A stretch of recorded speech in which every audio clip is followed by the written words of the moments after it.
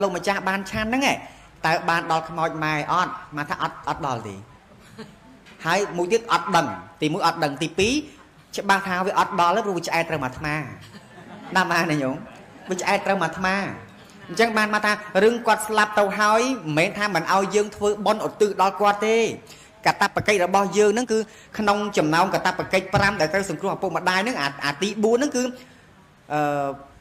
តក្ខណៈអនុបទសាមិនេះការដែលឪពុកម្ដាយស្លាប់ទៅហើយធ្វើនៅតក្ខណៈទៀតឧទ្ទិសជូនចំពោះគាត់ពេលដែលគាត់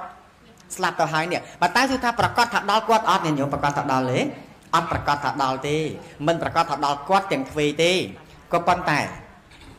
ឆ្អែតត្រឹមណាឆ្អែតត្រឹមណាឆ្អែតត្រឹមអាត្មានេះ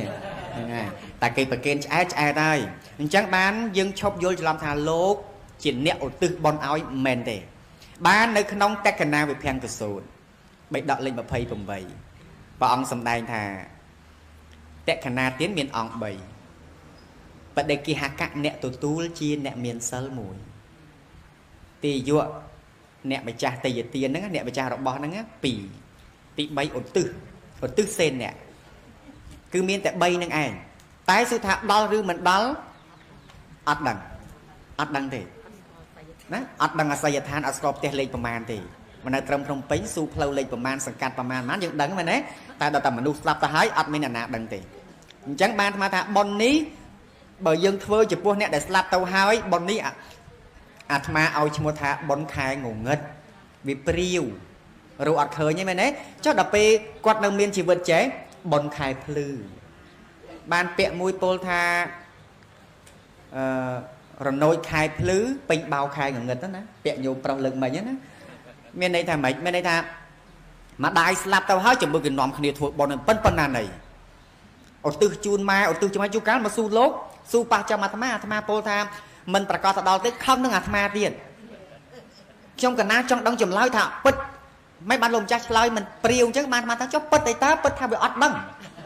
បានទេអាត្មាមិនទៅងាប់ទៅតាមគាត់ទេណាអាត្មាមិនទៅដឹងថាដល់ឬមិនដល់វាមិនមែនទៅមានឈានរិទ្ធអភិញ្ញាទៅដឹងថាឧទ្ទិសទៅ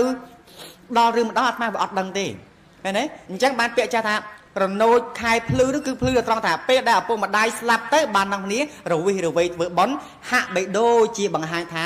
កតញ្ញូខ្លាំងណាស់អញ្ចឹងតែតាមពិតមិនទាន់ឲ្យបន្ទុកឯងអាត្មាផ្ទាល់ណាមិនទាន់ឲ្យបន្ទុកឯងតែដល់តែពេញបោខែងឹតនេះលោកចង់បញ្ជាក់ថា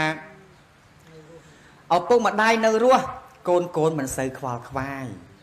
តែដល់ពេលនេះភ្លឺទៅមកភ្លឺមិនពេញបោខែភ្លឺទៅមកមិនពេញបោខែល្ងាចទេណាអញ្ចឹងបានអាត្មាផ្ដាំដល់កូនប្រុសស្រីទាំងអស់ថាបើចង់ទំនុកបំរុងបីបាច់ថែរក្សាឪពុកម្ដាយនេះសូមទំនុកបំរុងពេលដែលគាត់នៅមានជីវិតទៅហើយចុះពេលស្លាប់ទៅហើយមកឲ្យខ្ញុំកណាខ្វល់ទេថាខ្វល់ចោះប៉ុន្តែធ្វើចោះប៉ុន្តែសូមកុំផ្ដោតចិត្តថាសិតតែដល់អញ្ចឹងបានបើមានលោកខ្លះសម្ដែងថាប្រកាសជាដល់ហើយញោមកុហកហើយលោកច្បាស់ហើយបោកទៅហ្មង